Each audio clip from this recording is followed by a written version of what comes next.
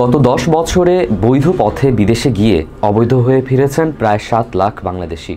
আজ আমরা এই গুরুত্বপূর্ণ এবং উদ্বেগজনক বিষয়টি নিয়ে কথা বলবো। কিভাবে বৈধ পথে বিদেশে গিয়েও এত বাংলাদেশি অবৈধ হয়ে পড়েছেন এবং কেন এই সংখ্যা দিন দিন বাড়ছে, চলুন জানা যাক বিস্তারিতভাবে। বাংলাদেশ থেকে কর্মসংস্থান, উচ্চশিক্ষা বা উন্নত জীবনের আশায় প্রতি বছর হাজার হাজার মানুষ বৈধ ভিসা, ওয়ার্ক পারমিট বা স্টুডেন্ট ভিসা নিয়ে বিদেশে যাচ্ছেন। তবে উদ্বেগজনক বিষয় হলো, গত এক দশকে প্রায় 7 লাখ বাংলাদেশি যারা প্রথমে বৈধভাবে বিদেশে গিয়েছিলেন, তারা পরে কোনো না কোনো কারণে অবৈধ অভিবাসীতে পরিণত হয়েছেন। এই অবস্থা ব্যক্তি জীবনের পাশাপাশি দেশের জাতীয় ভাবমূর্তির জন্যও ক্ষতিকর। এখন আপনাদের মনে প্রশ্ন জাগতে পারে, বৈধভাবে গিয়ে কিভাবে তারা অবৈধ হলেন? আসলে এর পেছনে একাধিক কারণ রয়েছে। প্রথমত, অনেক সময় ভিসার মেয়াদ শেষ হলেও তা নবায়নের জন্য প্রয়োজনীয় পদক্ষেপ নেওয়া হয় না। কেউ কেউ অভিবাসন আইনের খুঁটিনাটি নিয়ম না জানার কারণে বিপদে পড়েন। বিশেষ করে মধ্যপ্রাচ্যের দেশগুলোর এই সমস্যা বেশি দেখা যায়। দ্বিতীয়ত, যারা ওয়ার্ক ভিসায় যান তাদের বৈধতা চাকরির উপর নির্ভর করে। কোনো কারণে যদি তারা চাকরি হারিয়ে ফেলেন এবং দ্রুত নতুন কর্মসংস্থান খুঁজে না পান, তাহলে বৈধ অবস্থান হারিয়ে ফেলেন। আরেকটি বড় কারণ হলো মানব পাচার ও দালাল চক্রের প্রতারণা।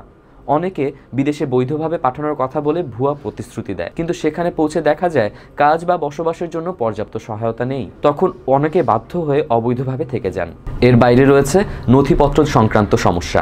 সময়মতো রেজিডেন্স পারমিট, আইডি কার্ড বা ভিসা নবায়ন না হলে বৈধতা হারানোর ঝুঁকি দেখা যায়। অনেকে আবার বৈধ ভিসায় এক দেশে গিয়ে উন্নত দেশে অবৈধভাবে ঢোকার চেষ্টা করেন এবং মাঝপথে ধরা পড়ে অবৈধ অবস্থানে পড়ে যান। বিদেশে অবৈধ অবস্থানে থাকার পরিণতি খুবই ভয়াবহ।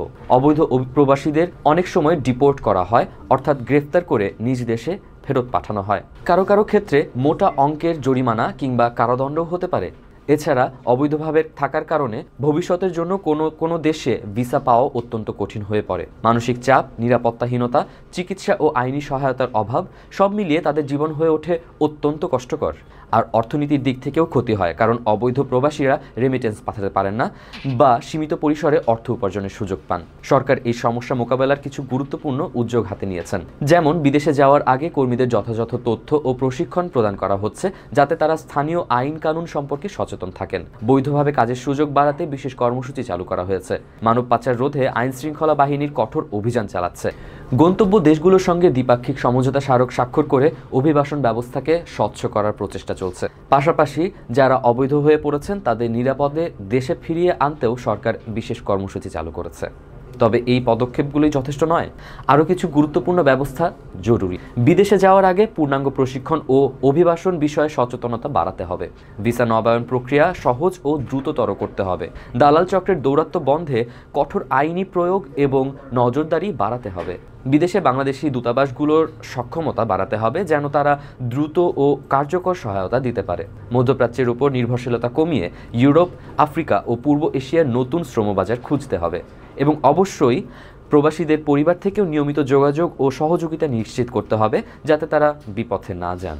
বাংলাদেশের অর্থনৈতিক প্রবৃদ্ধি এবং বৈদেশিক মুদ্রার প্রবাহ বজায় রাখতে হলে বৈধ অভিবাসনের বিষয়টি নিশ্চিত করা অত্যন্ত জরুরি। 10 বছরে বৈধভাবে গিয়ে 7 লাখ মানুষের অবৈধ হয়ে ফেরত আসা একদিকে ব্যক্তি পর্যায়ে দুঃখজনক, অন্যদিকে জাতীয় পর্যায়ে অত্যন্ত চিন্তার বিষয়।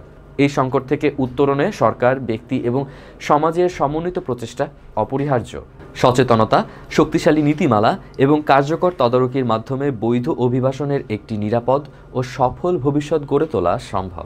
আজকের ভিডিও এখানেই শেষ করছি। ভিডিওটি ভালো লাগলে অবশ্যই লাইক দিন, কমেন্ট করুন, শেয়ার করুন এবং সাবস্ক্রাইব করে আমাদের সাথেই থাকুন।